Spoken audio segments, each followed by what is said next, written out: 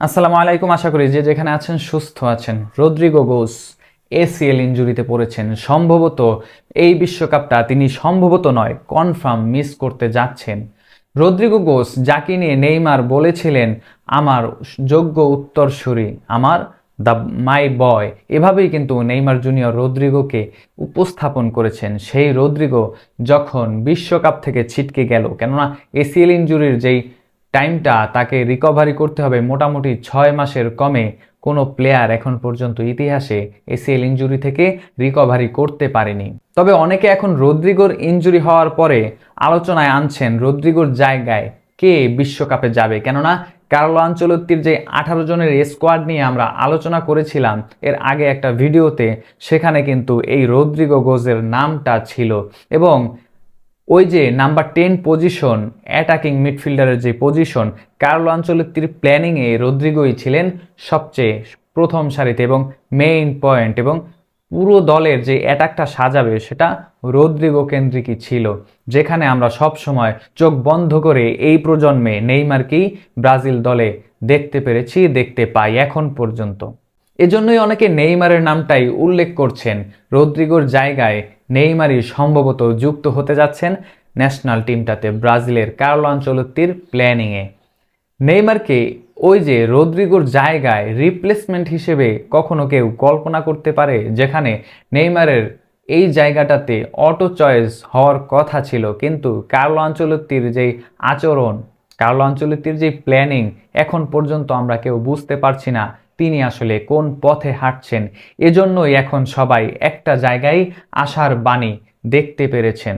রদ্রিগোর যে ইনজুরি সেটা নিশ্চয়ই দুঃখজনক, কিন্তু এখানেও নেইমার ভক্তরা একটাই আশা দেখতে পাচ্ছেন। নেইমারের জায়গাটা রিপ্লেসমেন্ট রদ্রিগোর জায়গায়, এই হিসেবেই অনেকে এখন নেইমারের নামটা জপছেন। তবে সোশ্যাল মিডিয়ায় একটা আলোচনা দেখা যাচ্ছে রদ্রিগো গোসকে নিয়ে, কেননা রদ্রিগো এসিএল ইনজুরি থেকে 2026 বিশ্বকাপে কামব্যাক করে ইতিহাস গড়বেন রোনালদো নাজারিওর মতো।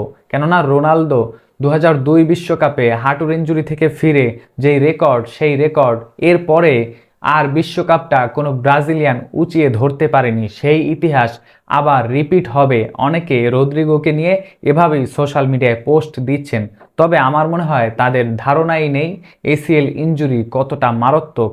একজন প্লেয়ারের জীবনটাই শেষ করে দিতে পারে, ফুটবল লাইফটাই শেষ হয়ে যেতে পারে, কেরিয়ার ধ্বংস হয়ে যেতে পারে এই এসিএল ইনজুরিতে কেউ যখন পড়ে। তার বিশ্বকাপের বাকি আর মাত্র 100 দিন, কাউন্টডাউন শুরু হয়ে গিয়েছে।